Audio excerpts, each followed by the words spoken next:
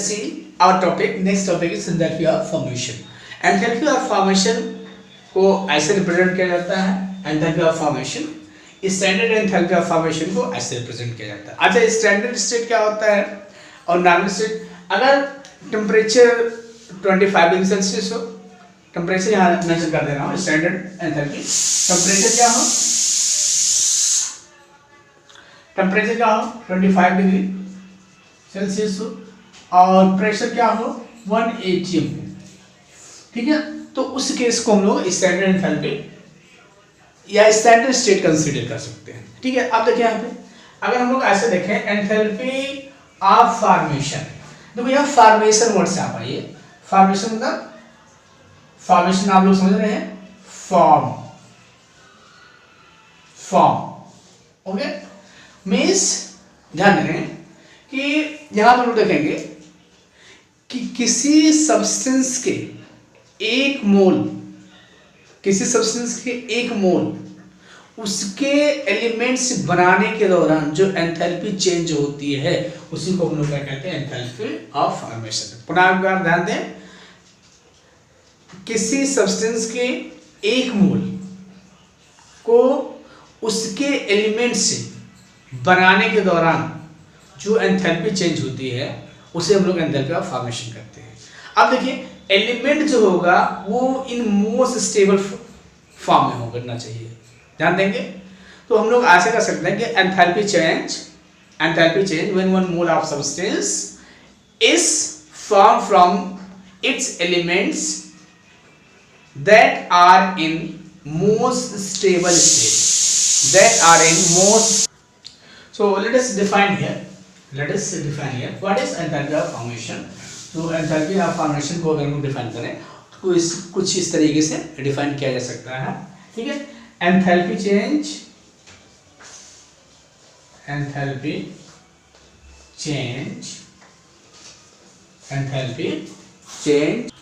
तो क्या हमने देखा? Enthalpy of change when one mole of substance is form from its element in their most stable form is called enthalpy of formation.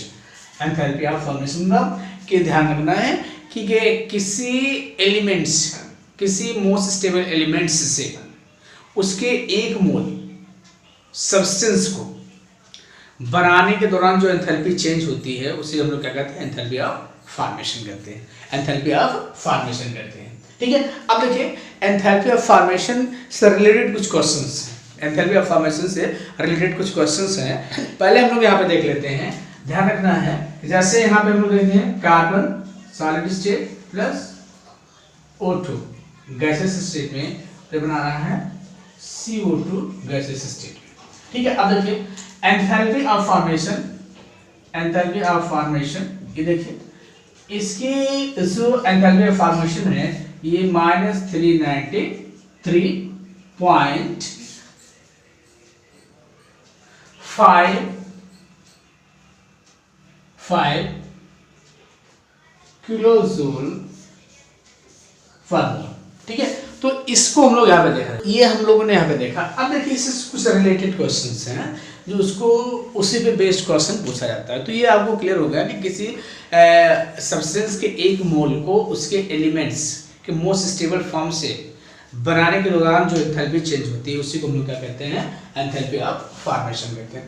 अब देखिए इससे जो रिलेटेड क्वेश्चंस हैं उसको हम लोग देख लेते हैं. ये तो सिंपल सा डेफिनेशन हो गया. तो क्या क्वेश्चन इसमें है? हम फर्स्ट क्वेश्चन देखते हैं.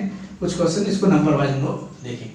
जैसे अगर हम लोग यहाँ पे लिखते हैं, ध्यान देंगे, हाँ ये चीज़ ध्यान रखना कि ये एलिमेंटल फॉर्म में होना चाहिए. फिर देखिए अगर हम लोग देखते हैं जैसे ये देखो, ध्यान दीजिएगा, ये आप ऐसे इसको बना रहे हो, ये देखो ये ऐसे और आप बना रहे हो CO3. ठीक है, तो इस दौरान जो एंथैल्पी चेंज होगा वो एंथैल्पी ऑफ फॉर्मेशन नहीं होगा. Enthalpy change is not equal to enthalpy of formation. क्यों? क्योंकि यहाँ पे ध्यान रखना है कि ये एलिमेंटल फॉर्म में नहीं, ये कंपाउंड फॉर्म में. फर्स्ट क्वेश्चन हो गया ऐसे. ठीक है, सेकंड हम लोग यहाँ पे ध्यान देंगे. सेकंड क्वेश्चन क्या हमारा इससे बनता है कि अगर हमें न्यूमेरिकल्स वैल्यू मिल जाए, ठीक है, न्यूमेरिकल्स वैल्यू मतलब ये हो जाए कि एंथैल्पी ऑफ फॉर्मेशन अगर हमें मिल जाता है, ध्यान देंगे एंथैल्पी ऑफ फॉर्मेशन की वैल्यू अगर हमें मिलती है तो उससे हमें ये पता चल जाता है कि इससे कितने मोल्स बने। जैसे मान लीजिए 1 मोल के एंथैल्पी ऑफ फॉर्मेशन की वैल्यू हमें मालूम है, तो अगर हमें उसका मल्टीपल मिलता है, ध्यान देंगे उसका मल्टीपल मिलता है, तो हम लोग यहाँ देख के बता सकते हैं कि इतने मोल्स इसका बना हुआ है, ठीक है।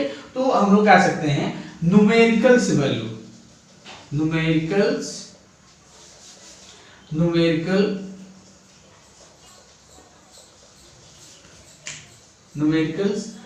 Value tell us number of moles formed, ठीक है, ये हो गया। थर्ड पॉइंट अगर हम लोग देखें, ध्यान देंगे बड़ा इंपॉर्टेंट टॉपिक है, एंथैल्पी ऑफ फॉर्मेशन, जैसे यहाँ पे ध्यान देंगे N2 + 3H2, ठीक है। तो इसके लिए क्या हो गया 2NH3 plus enthalpy of formation. अब ध्यान दीजिएगा एंथैल्पी ऑफ फॉर्मेशन यहाँ पे आपका सपोज करिए कि एंथैल्पी ऑफ फॉर्मेशन इसके लिए दिया गया है, ठीक है। तो हाँ ध्यान दीजिएगा एंथैल्पी ऑफ फॉर्मेशन, ये देखो ये हो जाएगा एंथैल्पी ऑफ फॉर्मेशन, ये होगा तो यहाँ पे 2 मोल बन रहे हैं, ध्यान देंगे यहाँ 2 मोल बन रहे हैं। तो एंथैल्पी ऑफ फॉर्मेशन जो होगा, जैसे मान लीजिए इसकी डेल्टा H की वैल्यू यहाँ कुछ दे दी गई है, ठीक है। तो एंथैल्पी ऑफ फॉर्मेशन को अगर देखेंगे तो चूंकि 2 मोल बना है तो उसकी वैल्यू को हम लोग 2 से डिवाइड कर देंगे, ठीक है। जैसे यहाँ देखो एक और ले लो H2 + Br2, अब ये रिएक्शन में क्या बना रहा है HBr2 HBr बना रहा है, क्या देख रहा है 2HBr बना रहा है। तो जो इसका वैल्यू होगा एंथैल्पी मतलब इसका जो है एंथैल्पी ऑफ फॉर्मेशन होगा, ध्यान देंगे एंथैल्पी ऑफ फॉर्मेशन होगा वो ये जो एंथैल्पी, जैसे मान लीजिए एंथैल्पी ऑफ फॉर्मेशन ऐसे दिया है, ये सपोज करिए ये कुछ यहाँ पे दिया होगा, तो ये वैल्यू जो है दिखा रहा है ये टोटल वैल्यू दे रहा है। तो enthalpy of formation of HBr का दिया होगा तो वहाँ हमें कैलकुलेट करना पड़ेगा, ध्यान देंगे। देखिए जैसे हम ये बताना चाह रहे थे कि इस वाली ए रिएक्शन दिया गया है, एंथैल्पी ऑफ रिएक्शन दे दिया है, ठीक है। अब ये पूछ रहा है एंथैल्पी ऑफ फॉर्मेशन क्या होगा। तो एंथैल्पी ऑफ फॉर्मेशन मतलब इसका एंथैल्पी ऑफ रिएक्शन, बेटा ध्यान देना ऐसे क्वेश्चंस पूछेंगे कई बार, नीट में भी पूछा गया कई बार और IIT में भी पूछा गया, न्यूमेरिकल से पूछे जाते हैं। तो जैसे मान लीजिए ये वैल्यू दे देंगे, अब ये जो वैल्यू दिया गया है एंथैल्पी ऑफ फॉर्मेशन है, एंथैल्पी ऑफ फॉर्मेशन में हम लोग यहाँ पे देखेंगे कि ये एंथैल्पी ऑफ रिएक्शन है, इसके लिए एंथैल्पी ऑफ रिएक्शन है। मान लीजिए इसके लिए ऐसे दे दिया एंथैल्पी ऑफ रिएक्शन पूछ रहा है, एंथैल्पी ऑफ रिएक्शन के लिए दिया गया है। अब ये कह रहे हैं कि एंथैल्पी ऑफ फॉर्मेशन इसका क्या होगा। तो अगर एंथैल्पी ऑफ फॉर्मेशन इसका पूछेगा तो इसको क्या करेंगे, मतलब एंथैल्पी ऑफ रिएक्शन मतलब इसके लिए टोटल वैल्यू ये दिए गए, तो एंथैल्पी ऑफ फॉर्मेशन में HBr के लिए एंथैल्पी ऑफ फॉर्मेशन का कैलकुलेशन करने के लिए क्या होगा, इसको हम लोग 2 से डिवाइड कर देंगे, 2 से डिवाइड कर देंगे तो ये क्या आ जाएगा 36.4 किलोजूल पर मोल, ठीक है। तो ये चीज आपको कुछ चीजें ऐसे हैं याद रखना है कि एंथैल्पी ऑफ फॉर्मेशन दिया है, एंथैल्पी ऑफ रिएक्शन दिया है, एंथैल्पी ऑफ फॉर्मेशन पूछ रहा है, तो टोटल को जितने मोल्स बन रहे हैं वहां पे, जैसे यहाँ पे सपोज करिए एक और दूसरा ले लीजिए, जैसे N2 है और NH3 H2 ये, अब देखो यहाँ पे 2NH3 बनना है, तो इसका सपोज करिए enthalpy of formation enthalpy of reaction दे दिया है, कुछ मान लीजिए कुछ भी दे गया है, जो भी है मान लीजिए 493 जो भी वैल्यू कुछ भी है, मतलब इमेजिनरी है। तो अगर एंथैल्पी ऑफ फॉर्मेशन NH3 पूछेगा तो हमें क्या करना होगा, इसको चूंकि 2 मोल्स बने हैं तो इसको हमको 2 से डिवाइड कर देना होगा, तो enthalpy of formation of NH3 मिल जाएगा। तो ये चीज आपको यहाँ पे ध्यान रखना होगा। लास्ट और वेरी इंपॉर्टेंट टॉपिक ये है, मतलब इससे रिलेटेड है, क्या है standard enthalpy of reaction from standard enthalpy of formation. मतलब जो है अगर स्टैंडर्ड एंथैल्पी ऑफ फॉर्मेशन दिया है तुम लोग उसके हेल्प से कैसे standard enthalpy of reaction calculate कर सकते हो, ठीक है। तो इसके लिए हम लोग क्या फार्मूला यूज करना पड़ता है, standard enthalpy of formation, standard enthalpy of reaction को हम लोग कैसे लिखेंगे, देखो sum of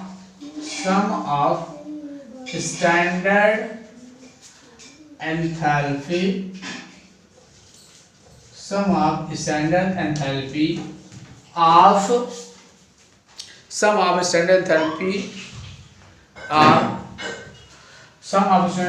of formation of product of product minus sum of standard enthalpy of formation of reactant. अब देखिए जैसे स्टैंडर्ड एंथैल्पी ऑफ रिएक्शन जैसे हमारा सपोज करिए ये है CO3 है, इसी से हमको कैलकुलेट करना है, ध्यान देना ये आपका हो जाएगा, ठीक है। ये इसके लिए हमें कैलकुलेट करना है, तो क्या करना होगा हमें, देखो इस दोनों की स्टैंडर्ड एंथैल्पी का सम कर लीजिए, ठीक है, और इसके स्टैंडर्ड एंथैल्पी को माइनस कर दीजिए, तो यहाँ पे हमें स्टैंडर्ड एंथैल्पी ऑफ रिएक्शन इसके लिए मिल जाएगा। बात समझ आ गई। इस दोनों के स्टैंडर्ड एंथैल्पी को सम कर लीजिए और इसमें के इसके स्टैंडर्ड एंथैल्पी ऑफ फॉर्मेशन घटा देना। Standard enthalpy of formation of these two is add standard enthalpy of formation of these two and subtract the standard enthalpy of formation of this, we will get the enthalpy of a reaction।